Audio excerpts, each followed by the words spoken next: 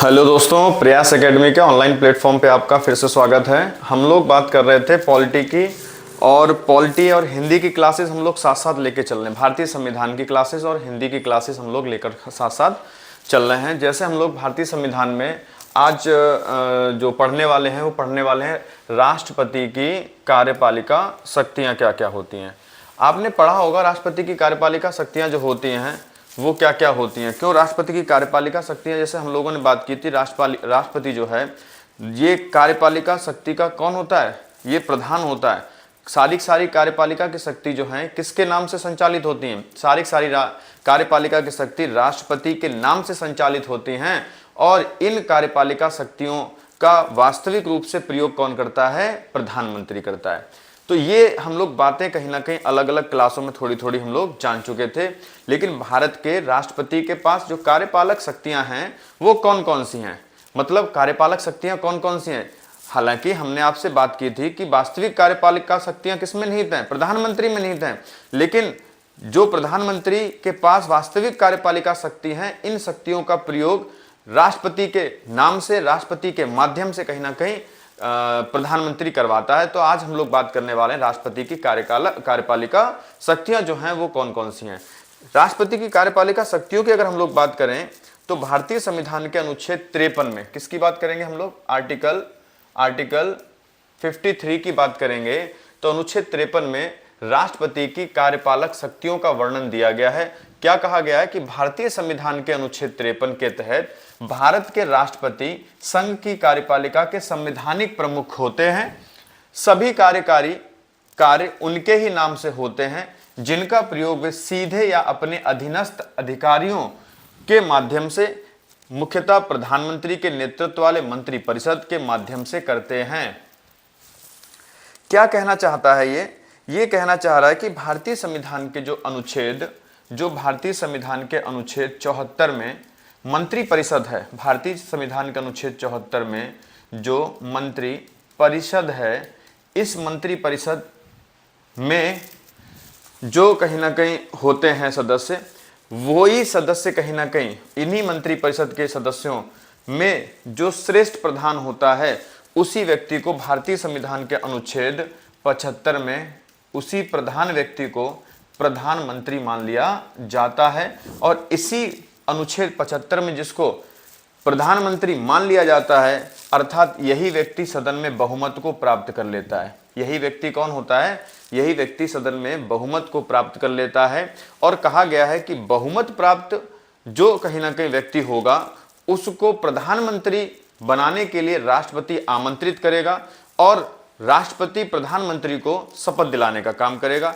जब वह बहुमत प्राप्त व्यक्ति, बहुमत दल का नेता जो होता है, जिसने सदन में बहुमत प्राप्त किया है, उसको जब उसको राष्ट्रपति अपने पास बुलाएगा और उसको शपथ दिलाएगा, और शपथ दिलाने के बाद वह व्यक्ति क्या माना जाएगा, वह व्यक्ति अनुच्छेद 75 के तहत प्रधानमंत्री कहीं ना कहीं कहा जाएगा। यही प्रधानमंत्री जो है अपने मंत्रिमंडल का विस्तार करेगा। किसका विस्तार करेगा, मंत्रिमंडल का विस्तार करेगा। और मंत्रिमंडल का जब विस्तार करेगा मंत्रिमंडल का जब विस्तार करेगा तो कैसे करेगा, पहले राष्ट्रपति ने प्रधानमंत्री को शपथ दिला दी, अनुच्छेद 75 में प्रधानमंत्री को बना करके राष्ट्रपति ने कहीं ना कहीं शपथ दिला दी और प्रधानमंत्री आ गया है। प्रधानमंत्री अब कहीं ना कहीं क्या करेगा, सलाह देगा। तो प्रधानमंत्री सलाह देगा किसके लिए, कैबिनेट स्तर के मंत्रियों के लिए। तो प्रधानमंत्री जिन जिन व्यक्तियों के नाम की सलाह राष्ट्रपति को देगा, वे सारे के सारे जो व्यक्ति होंगे, उन सारे सारे व्यक्तियों को राष्ट्रपति अब मंत्रिमंडल के सदस्य के रूप में कहीं ना कहीं उनको शपथ दिलवाएगा। अर्थात वह सदस्य कौन माने जाएंगे, वह सदस्य माने जाएंगे मंत्रिमंडल के सदस्य माने जाएंगे। तो कुल मिलाकर के आपको समझना है कि जो कार्यपालक शक्तियां राष्ट्रपति के पास होती हैं, उन शक्तियों का प्रयोग भारतीय संविधान के अनुच्छेद 74 के तहत, उन शक्तियों का प्रयोग भारतीय संविधान के अनुच्छेद 74 के तहत करने के लिए कहीं ना कहीं राष्ट्रपति को बाध्यकारी किया गया था। लेकिन जो 44वां संविधान संशोधन हुआ है, इस 44वें संविधान संशोधन में राष्ट्रपति प्रधानमंत्री की सलाह को एक बार वापस भेज सकता है पुनर्विचार के लिए। यदि वह सलाह दोबारा फिर से आती है, चाहे विचार करके आए या फिर वैसी ही भेज दी जाए, राष्ट्रपति अब उस सलाह को मानने के लिए बाध्यकारी है। तो आपको कहीं ना कहीं यहाँ पे स्पष्ट होता है भारतीय संविधान के अनुच्छेद 74 में क्या बोला गया है। अनुच्छेद 74 में क्या, 44वां संविधान संशोधन जब 1978 में हुआ था तो यहाँ स्पष्ट रूप से सलाह एक बार वापस कर सकता है राष्ट्रपति, लेकिन दोबारा जब वही सलाह कहीं ना कहीं राष्ट्रपति के पास आएगी तो दोबारा वह सलाह मानने के लिए राष्ट्रपति क्या होगा, बाध्यकारी होगा। तो ये आपका अनुच्छेद कौन सा है, 53 है। और अनुच्छेद 53 के तहत कहीं ना कहीं राष्ट्रपति के पास कार्यपालिका शक्तियां कहीं ना कहीं दी गई हैं, और कार्यपालिका शक्तियां राष्ट्रपति के पास संविधान के प्रमुख होने के साथ साथ देश का राष्ट्राध्यक्ष होने के साथ साथ इसको कार्यपालिका शक्तियों का प्रधान माना गया है। भारतीय संविधान में अगर हम लोग बात करें अनुच्छेद 77 की, तो भारतीय संविधान के अनुच्छेद 77 में क्या कहा गया है कि भारत सरकार के सभी कार्य जो होते हैं वो राष्ट्रपति के नाम से संचालित किए जाते हैं। भारत सरकार जितने भी कार्य करती है वह किसके नाम से संचालित करती है, भारत सरकार जो भी काम करते हैं वह सारे के सारे काम राष्ट्रपति के नाम से ही संचालित होते हैं। और कौन से कार्य, कार्यपालिका के कार्य, अर्थात जितने भी भारत सरकार कार्यपालिका के कार्य करती है वो किसके नाम से, राष्ट्रपति के नाम से संचालित होती है। भारत सरकार के सभी निर्णय राष्ट्रपति के निर्णय माने जाते हैं। भारत सरकार अगर कोई भी निर्णय लेता है तो वह निर्णय किसके माने जाएंगे, वह निर्णय राष्ट्रपति के निर्णय माने जाएंगे। जैसे अगर हमने बात की कि भारत सरकार निर्णय ले रही है वो, लेकिन वह निर्णय माना किसका जाएगा, वह निर्णय किसका माना जाएगा, राष्ट्रपति का निर्णय माना जाएगा, क्योंकि राष्ट्रपति कार्यपालिका का प्रमुख है। जैसे किसी देश के दूतावास में जब कहीं ना कहीं हमारे सदस्य जाते हैं देश के, तो उनको भेजने का, किसी दूसरे देश के सदस्य जिनका दूतावास हमारे देश में, उन सदस्यों को आमंत्रित करने का, युद्ध हो रहा है युद्ध का ऐलान करने का, युद्ध विराम करने का, ये सारे के सारे जो निर्णय है वो कौन देता है, ये निर्णय देता है कौन, राष्ट्रपति। लेकिन वास्तविक रूप से अगर मैंने बात की थी निर्णय करता कौन है, निर्णय भारत सरकार करती है। कौन निर्णय करता है, ये निर्णय भारत सरकार करती है। लेकिन इन निर्णय को जब भारत सरकार कर लेती है तो ये निर्णय किसके निर्णय माने जाते हैं, ये निर्णय राष्ट्रपति के निर्णय माने जाते हैं। ये निर्णय किसके निर्णय माने जाते हैं बेटा, ये निर्णय जो होते हैं हमारे राष्ट्रपति के निर्णय माने जाते हैं। क्लियर होता है। आगे अनुच्छेद 78 बोल रहा है कि राष्ट्रपति प्रधानमंत्री से शासन और विधि संबंधी जानकारी ले सकता है। बिल्कुल, राष्ट्रपति जो है ये प्रधानमंत्री से जो विधि संबंधी जानकारी होती है इनको प्राप्त कर सकता है, और जो विधि संबंधी जानकारी होती है इसको लेने का अधिकार राष्ट्रपति के पास है। राष्ट्रपति किसी भी विषय पर मंत्री परिषद में चर्चा करने के लिए भी कह सकता है। जैसे कोई विषय है, उस विषय को लेकर के राष्ट्रपति को यह अधिकार दिया गया है कि उस विषय को लेकर के मंत्री परिषद में चर्चा कर सकता है। कौन, राष्ट्रपति। और इन मंत्रियों को कहीं पर भी बुला सकता है चर्चा के लिए। कौन, राष्ट्रपति। तो राष्ट्रपति को यह अधिकार दिया जाता है भारतीय संविधान के अनुच्छेद 78 में। तो अनुच्छेद 77 में क्या, अनुच्छेद 77 कहता है कि जो भी भारत सरकार काम करेगी वह सारे के सारे काम राष्ट्रपति के नाम से कहीं ना कहीं या राष्ट्रपति के निर्णय के आधार पर कहीं ना कहीं जाने जाएंगे, चाहे वो राष्ट्रीय स्तर के हों और चाहे वो अंतर्राष्ट्रीय स्तर के जो निर्णय होंगे वह राष्ट्रपति का निर्णय माना जाएगा। यहां पर आपसे बोल रहा है कि राष्ट्रपति की जो प्रमुख कार्यपालिका शक्तियां हैं वो किस प्रकार से कहीं ना कहीं दी गई हैं। राष्ट्रपति के पास जो कार्यपालिका शक्तियां हैं, जैसे मैंने बोला राष्ट्रपति के पास जो कार्यपालिका शक्तियां जो मुख्य रूप से हैं वो कौन सी हैं, नियुक्तियां। जो नियुक्तियां होती हैं वो कौन करता है, तो मुख्य रूप से जो सर्वोच्च पद होते हैं उन समस्त सर्वोच्च पदों पे जो नियुक्तियां होती हैं वो कौन करता है, वो राष्ट्रपति ही करता है। जैसे सबसे पहले नियुक्ति किसकी की है राष्ट्रपति ने सदन में बहुमत प्राप्त नेता को आमंत्रित किया और अनुच्छेद 75 में उसको प्रधानमंत्री बनाया। प्रधानमंत्री बनने के बाद में वह अपने सदस्यों में से मंत्रिमंडल के सदस्यों के लिए कुछ नाम की लिस्ट देगा। राष्ट्रपति महोदय जो हैं उन समस्त सदस्यों को बुलाकर के शपथ दिलाएंगे, वही उनके कहीं ना कहीं मंत्रिमंडल के सदस्य माने जाएंगे। तो क्या हुआ, प्रधानमंत्री की नियुक्ति कौन करता है, तो प्रधानमंत्री की नियुक्ति राष्ट्रपति करता है। और प्रधानमंत्री के साथ साथ जो मंत्रिमंडल के सदस्य होते हैं उन सदस्यों की नियुक्ति भी कौन करता है, राष्ट्रपति करता है। उन सदस्यों की नियुक्ति भी राष्ट्रपति करता है। अर्थात अगर हम लोग बात करें तो हम कह सकते हैं कि प्रधानमंत्री और मंत्रिपरिषद के जो सदस्य होते हैं इनकी कहीं ना कहीं नियुक्ति राष्ट्रपति के द्वारा होती है, और जो मंत्रिपरिषद के सदस्य होते हैं इनकी नियुक्ति प्रधानमंत्री की सलाह से राष्ट्रपति करता है। यह कहीं ना कहीं जब तक लोकसभा में प्रधानमंत्री को बहुमत प्राप्त है तब तक कहीं ना कहीं यहां पर प्रधानमंत्री के रूप में कार्य करता हुआ दिखाई देगा। जिस दिन ये बहुमत खो देगा उस दिन कहीं ना कहीं स्थितियां क्या हो जाएंगी, अलग हो जाएंगी। प्रधानमंत्री और मंत्रिपरिषद की नियुक्ति, मंत्रिमंडल के सदस्यों की नियुक्ति कौन कर रहा है, राष्ट्रपति कर रहा है। दूसरे अगर हम लोग बात करते हैं राज्यों के राज्यपालों की नियुक्ति कौन करता है, ध्यान दो, राज्यों के राज्यपालों की नियुक्ति कौन करता है। समस्त राज्यों में जो राज्यपाल नियुक्त किए जाते हैं ये एक प्रकार से अगर देखा जाए ये एक प्रकार से कौन होते हैं, ये केंद्र की इकाई का ही एक अंग होते हैं राज्यपाल। और राज्य में जो कार्यवाही हो रही है, जो राज्य में जो कार्यपालिका काम कर रही है, वह कार्यपालिका क्या सही ढंग से काम कर रही है या नहीं कर रही है, इसकी सूचना देने के लिए राष्ट्रपति जो है राज्यपालों की नियुक्ति करता है। कौन करता है, राज्यपाल की नियुक्ति कौन करता है। प्रत्येक राज्यों में राज्यपाल की नियुक्ति कौन करता है, राष्ट्रपति करता है। और राष्ट्रपति जब प्रत्येक राज्यों में राज्यपाल की नियुक्ति करता है तो किसकी सलाह से करता है, तो राज्यपाल की नियुक्ति जो होती है प्रधानमंत्री की सलाह से राष्ट्रपति करता है। तो आपसे पूछेगा कि राज्यों में राज्यपालों की नियुक्ति कौन करता है, तो राज्यों में राज्यपालों की नियुक्ति कौन करता है, राष्ट्रपति करता है। और संघ शासित राज्यों में जो उपराज्यपाल होते हैं इनकी नियुक्ति भी राज्यपाल ही करता है, अर्थात प्रशासकों की नियुक्ति जो आपके संघ शासित प्रदेश होते हैं उनमें भी कौन करता है, राष्ट्रपति ही करता है। जब राज्यों में राज्यपाल की नियुक्ति राष्ट्रपति करता है तो राज्यों में राज्यपाल की नियुक्ति कौन करता है, राष्ट्रपति करता है। तो क्या राज्यों में जा करके राष्ट्रपति शपथ दिलवाएगा, राज्यों में जा करके राष्ट्रपति शपथ दिलवाएगा, नहीं, राज्यों में राज्यपाल की नियुक्ति राष्ट्रपति के द्वारा होती है। और जिस राज्य में जो राष्ट्रपति भेजा जाएगा उस राज्य का जो मुख्य न्यायाधीश होगा वह राज्यपाल को शपथ दिलाने का काम करेगा। तो ध्यान रखना, राज्य नियुक्ति कौन कर रहा है, यहां पर नियुक्ति कौन करेगा, राष्ट्रपति करेगा। और शपथ कौन दिला रहा है, शपथ यहां पर कौन दिलाएगा, राज्य का मुख्य न्यायाधीश दिलाएगा। कौन दिलाएगा, यहां पर राज्य का मुख्य न्यायाधीश दिलाएगा।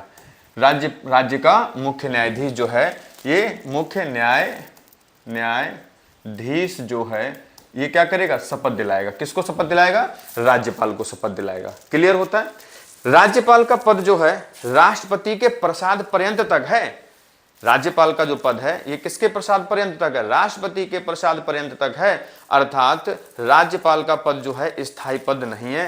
राज्यपाल का जो पद या कार्यकाल है वह कोई निर्धारित कार्यकाल नहीं है। सामान्यतः जो विधानसभाओं का कार्यकाल होता है उन कार्यकाल के अकॉर्डिंग 5 वर्ष माना जाता है, लेकिन ऐसा कहीं संविधान में लिखा नहीं है कि राज्यपाल का जो पद होगा वह कितने वर्ष के लिए होगा। वहां क्या लिखा है साफ साफ कि राज्यपाल का जो पद है राष्ट्रपति के प्रसाद पर्यंत, अर्थात राष्ट्रपति के इच्छा अनुसार तक कहीं ना कहीं एक राज्य में राज्यपाल रह सकता है। क्लियर।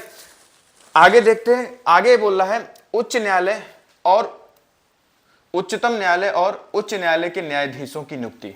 जो हाईकोर्ट के मुख्य न्यायाधीश होते हैं, जो हाईकोर्ट के न्यायाधीश होते हैं और जो सुप्रीम कोर्ट के न्यायाधीश होते हैं, इन न्यायाधीशों की नियुक्ति भी कौन करता है, इन न्यायाधीशों की नियुक्ति भी राष्ट्रपति करता है।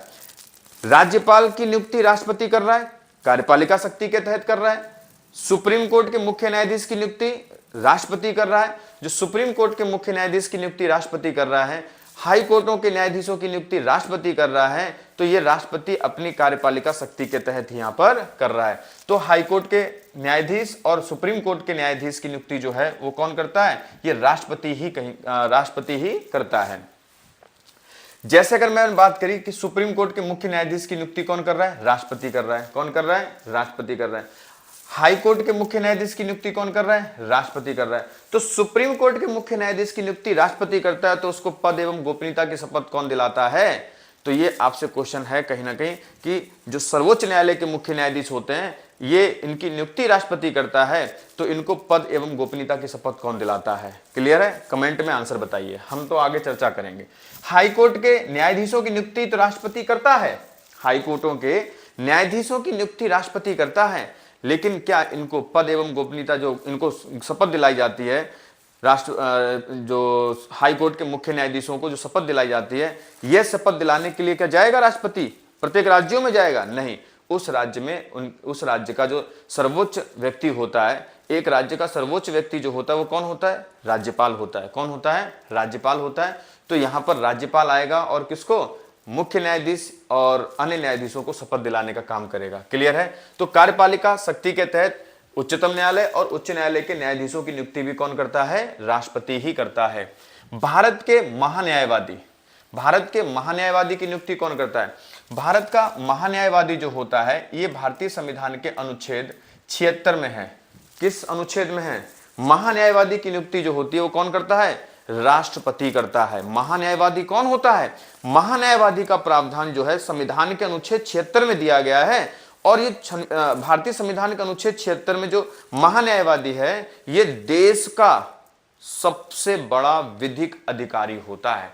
देश का सर्वोच्च विधिक अधिकारी कौन होता है? महान्यायवादी होता है। और महान्यायवादी का प्रावधान भारतीय संविधान के अनुच्छेद 76 में है। जैसे महान्यायवादी को आप ऐसे एज एक वकील मान के चलिए कि महान्यायवादी जो होता है वो कौन होता है? वो वकील होता है। और किसका वकील होता है? भारत सरकार का वकील होता है। मतलब भारत और अंतरराष्ट्रीय स्तर पर जो कहीं ना कहीं मामले बनते हैं तो इसके लिए कहीं ना कहीं भारत की तरफ से पक्ष रखने के लिए कहीं ना कहीं अंतरराष्ट्रीय न्यायालय में जाता है। कौन जाता है? महान्यायवादी जाता है। और महान्यायवादी की नियुक्ति कौन करता है? महान्यायवादी की नियुक्ति राष्ट्रपति करता है। किस अनुच्छेद में है? किस अनुच्छेद में है? अनुच्छेद 76 में है। एक क्वेश्चन है महान्यायवादी से, अगर आपको आता है तो आप बताएं कि महान्यायवादी जब रिटायर हो जाता है तो क्या वह प्रैक्टिस के लिए किसी भी कोर्ट में जा सकता है? अगर जा सकता है, अगर वह किसी भी कोर्ट में प्रैक्टिस के लिए जा सकता है तो किस प्रकार के मामले पर केस लड़ सकता है महान्यायवादी? अगर पता है आपको तो बताइए, नहीं तो हम लोग जब महान्यायवादी पढ़ेंगे तो इसको विस्तार पूर्वक जानेंगे। आगे है नियंत्रक महालेखा परीक्षक है, और नियंत्रक महालेखा परीक्षक की नियुक्ति कौन करता है? राष्ट्रपति करता है। नियंत्रक महालेखा परीक्षक जो होता है कैग, इसकी नियुक्ति कौन करता है? इसकी नियुक्ति भी कौन करता है? राष्ट्रपति के माध्यम से होती है। अर्थात यह भी राष्ट्रपति की एक कार्यपालिका शक्ति है, नियंत्रक एवं महालेखा परीक्षक। जितना भी लेखा जोखा होता है वो सब किसके नियंत्रण में होता है? नियंत्रक एवं महालेखा परीक्षक के कहीं ना कहीं नियंत्रण में ये होता है। हम लोग ये सारे टॉपिक अलग से कहीं ना कहीं और अच्छे से कहीं ना कहीं डीप में पढ़ेंगे। आगे मुख्य निर्वाचन आयुक्त की नियुक्ति कौन करता है? भारतीय संविधान में जो मुख्य निर्वाचन आयुक्त है और उसके साथ साथ जो दो अन्य निर्वाचन आयुक्त होते हैं, इनकी नियुक्ति की बात जब करेगा तो बताओ आप कि मुख्य निर्वाचन आयुक्त की नियुक्ति कौन करता है? और भारतीय संविधान के किस अनुच्छेद में मुख्य निर्वाचन आयुक्त या निर्वाचन आयुक्त का प्रावधान दिया गया है? तो यहां पर आपको ध्यान रखना है कि मुख्य निर्वाचन आयुक्त जो होते हैं इनकी नियुक्ति कौन करता है? इनकी नियुक्ति भी राष्ट्रपति ही करता है। निर्वाचन आयोग जो होता है, तो निर्वाचन आयोग जो होता है इसमें मुख्य कौन होता है? एक, और इसकी मदद के लिए दो अन्य कहीं ना कहीं जो आयुक्त होते हैं। वर्तमान में मुख्य निर्वाचन आयुक्त कौन है और निर्वाचन आयोग का प्रावधान भारतीय संविधान के किस अनुच्छेद में है? क्लियर है? अभी हम लोगों ने इस पे कहीं ना कहीं चर्चा की है, और ये सारे के सारे टॉपिक हमारे अलग अलग कहीं ना कहीं पूरे विश्लेषण के साथ कहीं ना कहीं विस्तार पूर्वक हम लोग चलाने वाले हैं। ठीक है, सुनिए। अगला है यूपीएससी पूछ रहा है आपसे कि संघ लोक सेवा आयोग के अध्यक्ष की नियुक्ति कौन करता है? तो संघ लोक सेवा आयोग के अध्यक्ष की नियुक्ति जो है वो कौन करता है? वो राष्ट्रपति करते हैं। संघ लोक सेवा आयोग का प्रावधान भारतीय संविधान के किस अनुच्छेद में है? संघ लोक सेवा आयोग जो होता है इसमें कितने सदस्य हैं? संघ लोक सेवा आयोग में अध्यक्ष और सदस्यों की नियुक्ति राष्ट्रपति करता है। संघ लोक सेवा आयोग के कार्यकाल जो कार्य होते हैं वो क्या होते हैं? संघ लोक सेवा आयोग का कार्यकाल, संघ लोक सेवा आयोग के अध्यक्ष का कार्यकाल कितना होता है? राज्य लोक सेवा आयोग और संघ लोक सेवा आयोग में क्या अंतर होता है? इस पर कहीं ना कहीं अगर आपको पता है तो अपनी बात को कहीं ना कहीं रखें, हम इस पर भी चर्चा करेंगे। हम लोग अभी कार्यपालिका शक्ति पढ़ रहे हैं। क्लियर है? आगे आपसे वित्त आयोग के अध्यक्ष की नियुक्ति करता है कौन करता है? राष्ट्रपति ही करता है। राष्ट्रीय मानवाधिकार आयोग के अध्यक्ष की और सदस्यों की नियुक्ति कौन करता है? यहां पर राष्ट्रपति करता है। राष्ट्रीय महिला आयोग के अध्यक्ष की नियुक्ति कौन करता है? राष्ट्रपति ही करता है। Supreme court SC schedule caste SC और एसटी आयोग के अध्यक्ष की नियुक्ति कौन करता है? राष्ट्रपति ही करता है। अन्य पिछड़ा वर्ग आयोग जो है इसके अध्यक्ष की नियुक्ति कौन करता है? राष्ट्रपति ही करता है। और राष्ट्रीय अल्पसंख्यक आयोग के अध्यक्ष की नियुक्ति कौन करता है? राष्ट्रपति करता है। राजभाषा आयोग के अध्यक्ष की नियुक्ति कौन करता है? राष्ट्रपति ही करता है। तो आपको कहीं ना कहीं ये जितने भी आपको पॉइंट यहाँ पर बताए गए ये आपके लिए इतने इंपॉर्टेंट हैं कि आपको इनके सारे के सारे अनुच्छेद और इनके अध्यक्ष जो हैं वर्तमान में, इनके नाम भी आपको याद करने हैं। हम लोग एक एक टॉपिक पर हम लोग व्याख्या के साथ कहीं ना कहीं आगे बढ़ेंगे और एक एक टॉपिक को हम इसको कवर करेंगे। क्लियर होता है? तो राष्ट्रपति की कार्यपालिका जो शक्तियां हैं, इन शक्तियों के तहत इन सदस्यों की नियुक्ति जो होती है वो किसके माध्यम से होती है? राष्ट्रपति के माध्यम से होती है। वो बात अलग है कि राष्ट्रपति प्रधानमंत्री की सलाह पर इन सदस्यों को नियुक्त करता है, लेकिन कार्यपालिका शक्ति किसमें निहित है? राष्ट्रपति में निहित है। भारत सरकार जो निर्णय लेती है वह किसके निर्णय माने जाते हैं? राष्ट्रपति के निर्णय माने जाते हैं। क्यों? अंतिम हस्ताक्षर जो होते हैं वो किसके होते हैं? राष्ट्रपति के होते हैं।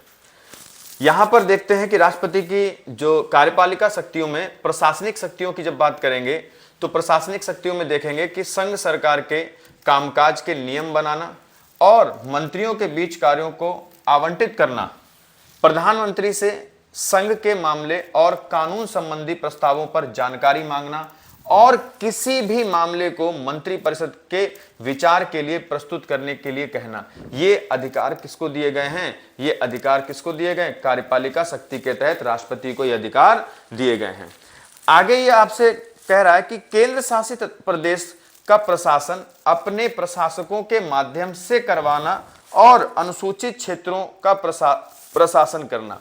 ये आपसे कह रहा है कि जो केंद्र शासित प्रदेश होते हैं, इन सारे केंद्र शासित प्रदेशों में जो प्रशासक होते हैं, जो एलटी होते हैं, जो उपराज्यपाल होते हैं, इन सबकी नियुक्ति राष्ट्रपति करता है। राष्ट्रपति ही अपनी कार्यपालिका शक्ति के तहत इनकी नियुक्ति करता है और यहाँ पर प्रशासन करने के लिए कहीं ना कहीं उनको आदेशित भी करता है।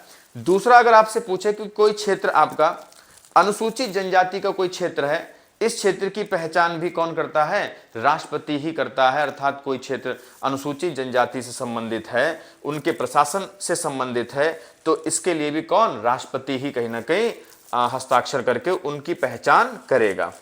इसके अलावा अगर हम लोग बात करें कि राष्ट्रपति की जो कार्यपालिका शक्तियों में सैन्य शक्तियों की बात करें, तीनों सेनाओं का सर्वोच्च कमांडर होता है। तीनों सेनाओं का कौन होता है? ये सर्वोच्च कमांडर होता है।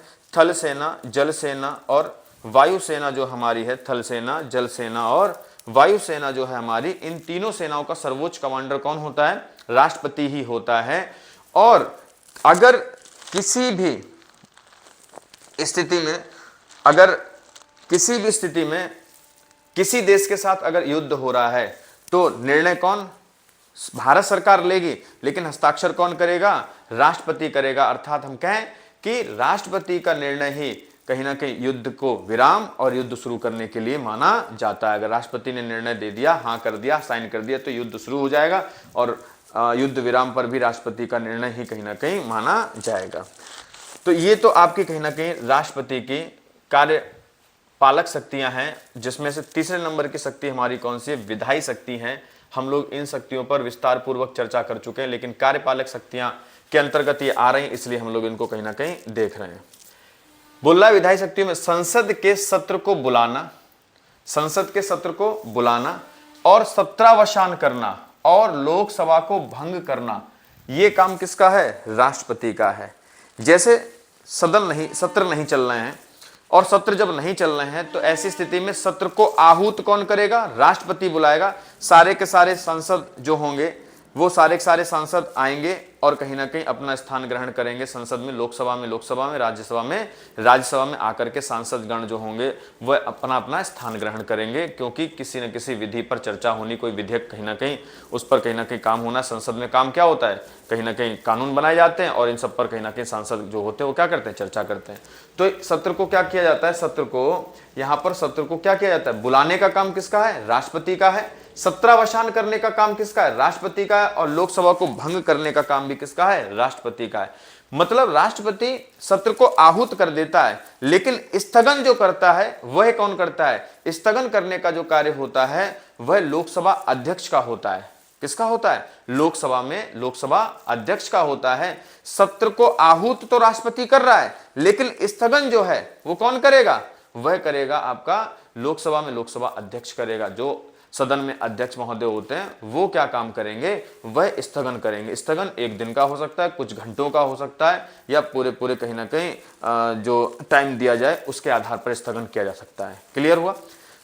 दूसरा, अगर आपसे पूछे कि लोकसभा को भंग कौन कर सकता है, तो लोकसभा को भंग जो करेगा वो कौन करेगा, राष्ट्रपति लोकसभा को भंग कर सकता है। इसका मतलब क्या हुआ कि जब राष्ट्रपति लोकसभा को भंग करेगा तो होगा क्या, ऐसी स्थिति होगी कि हो सकता है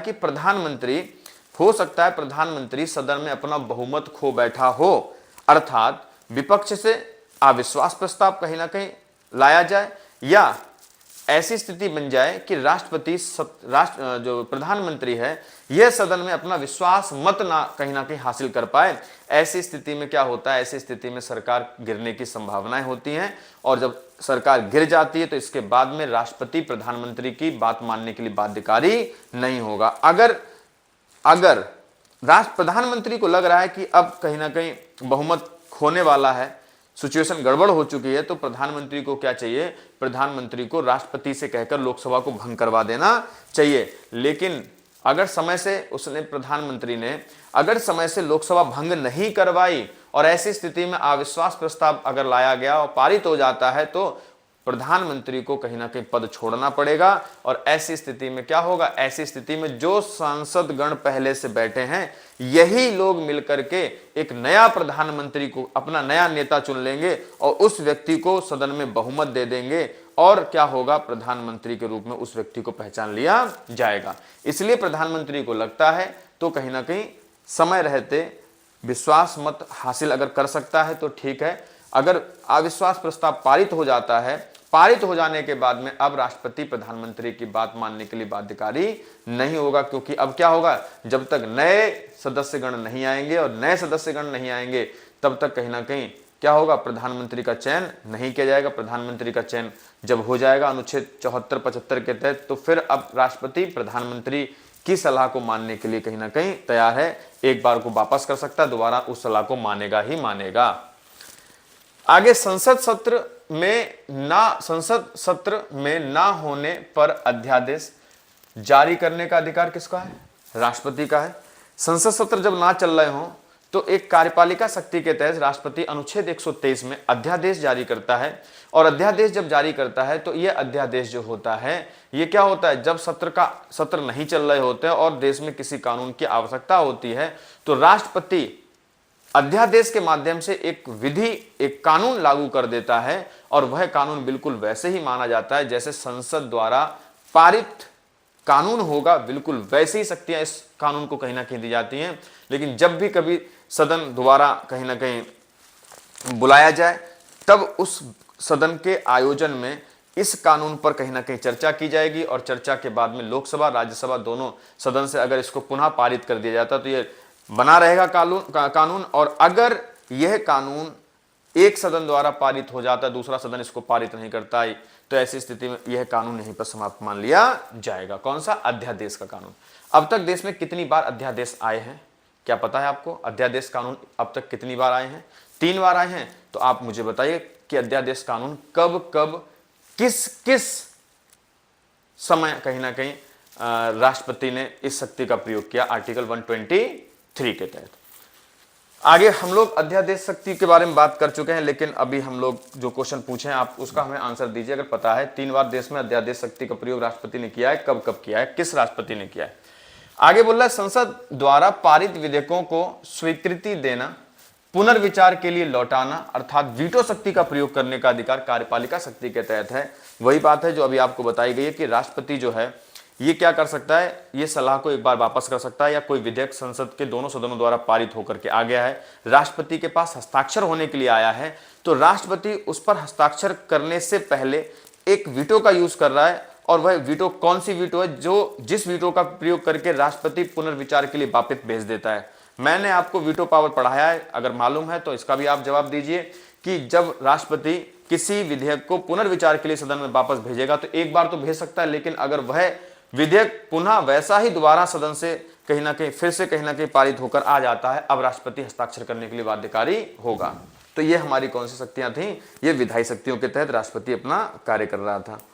आगे न्यायिक शक्तियों की बात करें कि राष्ट्रपति के पास क्षमादान की शक्तियां दी गई हैं, और राष्ट्रपति के पास जो क्षमादान की शक्तियां दी गई, वो कितने प्रकार की क्षमादान शक्तियां दी गई हैं, इन पर हम लोग चर्चा कर चुके हैं। दंड को कहीं ना कहीं क्षमा करने का, निलंबन करने का या सजा को कम करने का कहीं ना कहीं जो अधिकार है वो किसके पास है, वह राष्ट्रपति के पास ही कहीं ना कहीं है। अगली अगर हम लोग कार्यपालिका शक्ति की बात करें तो अगली कार्यपालिका शक्ति जो है ये आपातकालीन कार्यपालिका शक्ति है। और हम लोग आपातकालीन शक्तियों पर भी हम लोग विचार कर चुके हैं, चर्चाएं कर चुके हैं, क्लास ले चुके हैं। अगर आपने नहीं देखी है तो जाकर के एक बार हमारे चैनल पे आपातकालीन शक्तियों को अवश्य देखें। 3 प्रकार की राष्ट्रपति के पास आपातकालीन शक्तियां हैं। अनुच्छेद 352, 356 और 360, राष्ट्रीय आपात, राष्ट्रपति शासन और वित्तीय आपात।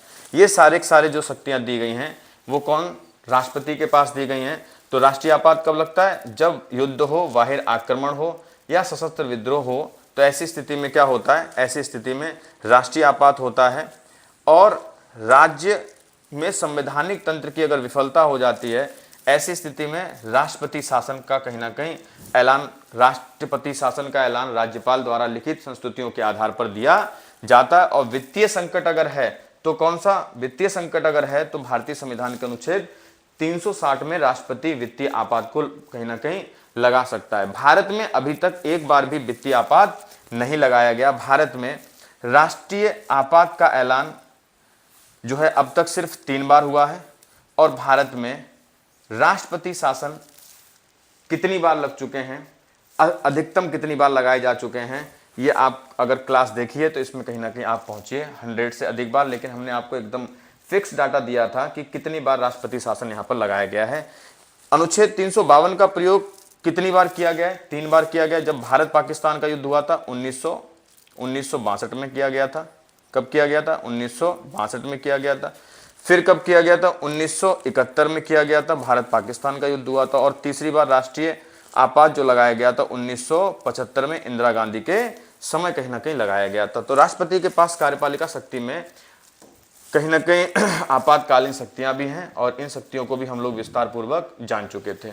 तो राष्ट्रपति की कार्यपालिका शक्तियां कितनी समझ में आई आपको, अगर समझ में आई हैं तो हम कहीं ना कहीं अगली क्लास में आपसे फिर से मिलते हैं। धन्यवाद।